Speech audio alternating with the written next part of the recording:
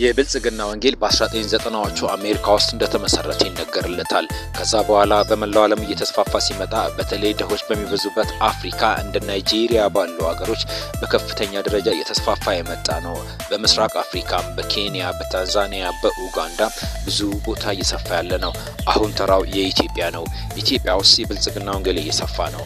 ቤትም ቦታ ብልጽግና ወንጌል ከሚታወቅበት አንዱ ስለ ምድራዊ ሀብት አብዝቶ መጨነቁ ነው። ከጸሎት ይልቅ ሀብት መሰብሰብ ላይ ትንቢት ላይ የሚያተኩር ሲሆን ሰዎችን በማስጨነቅ ተአምራት ሰርተን ሰዎችን አዳነን የሚል የተለየ መመሪያው ነው።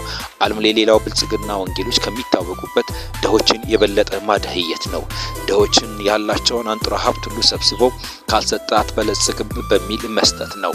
ለነሱ የስኬት ምንጭ ማለት መሪዎቻቸው ፍጹም ቸርቻቸውን በግል የሚቆጣጠሩ የበላይ ሆኖ ሁሉንም ነገር የሚያዙ መሪዎች አላቸው፣ የብልጽግና ወንጌሎች። እነዚህ መሪዎች ታዲያ የሀብታቸው ልክ፣ የብልጽግናቸው ልክ፣ የወንጌላቸው ስኬት አድርገው ይወስዱታል። ስለዚህ ህዝብን በተደጋጋሚ ገንዘብ በመሰብሰብ በዓለም ላይ እጅግ ተወቃሽ ናቸው። ብዙም የብልጽግና ወንጌል ተከታዮች ከዕለት ወደ ዕለት እየደህዩ የሚሄዱ ናቸው። በተቃራኒው ደግሞ ቸርቾቻቸው፣ ፓስተሮቻቸው ሀብታቸው ወደ ሰማይ እንደ ሮኬት ይተኮሳል። ተከታዮቻቸው ቁልቁል ይሄዳሉ። ይህ ብልጽግና ነው። ይህ ሽግግር ነው። ለፕሮግራማችን 2019 ዓመተ ምህረት እንደ ፈረንጆቹ መስከረም ላይ ዘኢትዮጵያን ኦብዘርቨርስ ያቀረበውን ጽሑፍ ወቢ አድርገን ተጠቅመናል።